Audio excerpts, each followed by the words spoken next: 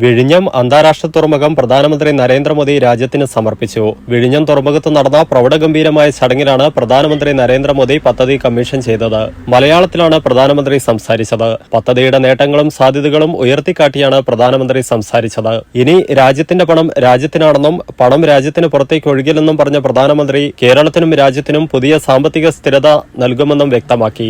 രാജ്യത്തിന്റെ തുറമുഖ നഗരങ്ങൾ വികസിത ഭാരത് സങ്കല്പത്തിന്റെ പ്രധാന കേന്ദ്രമാണെന്ന് പ്രധാനമന്ത്രി പറഞ്ഞു. സംസ്ഥാന സർക്കാരിനൊപ്പം ചേർന്ന് വിഴിഞ്ഞം തുറമുഖ വികസനം കേന്ദ്ര സർക്കാർ യാഥാർത്ഥ്യമാക്കി. ഇന്നത്തെ പരിപാടി ഇന്ത്യ സഖ്യത്തിലെ പലരുടെയും ഉറക്കം കെടുത്തും. ഞാൻ വിഴിഞ്ഞം തുറമുഖം കണ്ടു. ഇത്ര വലിയ തുറമുഖം ഗൗതം അദാനി കേരളത്തിൽ നിർമ്മിച്ചതിന് ഗുജറാത്തുകാർ അദ്ദേഹത്തോട് പിണങ്ങുമെന്നും മോദി പ്രസംഗത്തിൽ പറഞ്ഞു. ഗവർണർ രാജേന്ദ്ര അർലേക്കർ, മുഖ്യമന്ത്രി പിണറായി വിജയൻ, അദാനി ഗ്രൂപ്പ് ചെയർമാൻ ഗൗതം അദാനി, കേന്ദ്രമന്ത്രിമാരായ സുരേഷ് ഗോപി, ജോർജ് കുര്യൻ, മന്ത്രി വി എൻ വാസവൻ, എംപിമാരായ Shashi Tharoor, John Brittas, MLA M Vincent, mayor Arya Rajendran തുടങ്ങിയവർ പരിപാടിയിൽ സംബന്ധിച്ചു.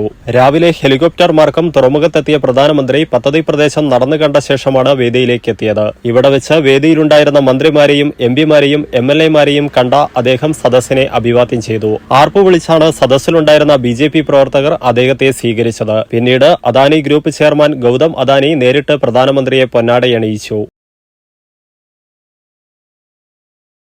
+2 കഴിഞ്ഞു, ഇനി എന്ത്? മാസം 1 ലക്ഷം രൂപ സ്റ്റൈഫൻഡോട് കൂടെ സൗജന്യമായി നഴ്സിംഗ് പഠിച്ചാലോ? അതും ജർമ്മനിയിൽ. +2 ഏത് ഗ്രൂപ്പ് പഠിച്ചവർക്കും ഇനി പഠിക്കാം, പറക്കാം. കൂടുതൽ വിവരങ്ങൾക്ക് യൂറോലീപ് immigration consultancy, German language institute, Kannur, Thrissur and Kollam. Phone 7356 958 784 9400 100 499.